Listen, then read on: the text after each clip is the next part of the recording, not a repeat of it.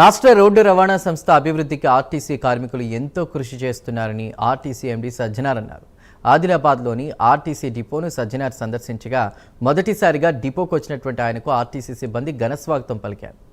రాష్ట్రంలో మారుమూల గ్రామాలకు సైతం ఆర్టీసీ సేవలను కల్పిస్తున్నామని ఎండీ సజ్జనార్ అన్నారు. ఆదిలాబాద్ ఆర్టీసీ డిపోకు త్వరలోనే ఎలక్ట్రికల్ బస్సులను కేటాయిస్తామని తెలిపారు. ఆర్టీసీ కార్మికుల సమస్యలు సమ్మె నోటీసుపై సంబంధిత రవాణా శాఖ మంత్రి స్థాయిలో చర్చలు కొనసాగుతున్నాయని తెలిపారు. రాష్ట్రంలో మహాలక్ష్మి పథకాన్ని పకడ్బందీగా అమలు చేస్తున్నామని, ప్రభుత్వం సైతం బకాయిలను వెంటనే విడుదల చేస్తుందని తెలిపారు.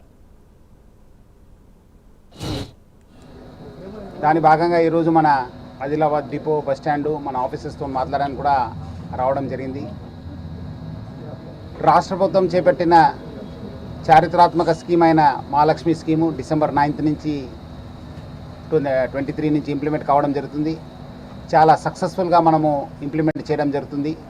దానికి తగ్గట్టుగా, ఎందుకంటే చాలామంది మహిళలు మా బస్సులో ప్రయాణం చేయడంతో మన బస్సెస్ డిమాండ్ కూడా ఎక్కువ కావడంతో మనకు కూడా మా ఉన్న అసెట్స్ కూడా పెంచుకోవడానికి కూడా మా వంతు కృషి చేయడం జరిగింది.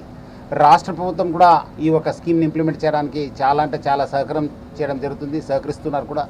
సో దానివల్ల కూడా మా ఎంప్లాయీస్కి ఉన్న కొన్ని బకాయిలు కూడా మనము తీర్చిదిద్దగలిగాను. ఇంకా చేయాల్సింది చాలా ఉంది. వచ్చే రోజు కూడా అవి కూడా రాష్ట్ర ప్రభుత్వ సహకారంతో కూడా అవి కూడా తీర్చడానికి కూడా మేనేజ్మెంట్ కూడా కృషి చేయడం జరుగుతుంది.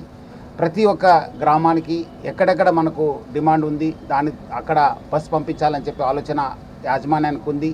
సో దానికి తగ్గట్టు కూడా మనం ఈ సంవత్సరం ఇంకా కొన్ని బస్సెస్ని తీసుకోవాలని చెప్పి కూడా ప్లాన్ చేయడం జరుగుతుంది. ఆ పనిలో మన ఆఫీసర్స్ కూడా ఉన్నారు. సో డెఫినెట్లీ వచ్చే రోజు ఆ ఒక డిమాండ్ బట్టి మనము కొత్త బస్సెస్ కూడా మనము ఇంప్లిమెంట్ చేయడం జరుగుతుంది.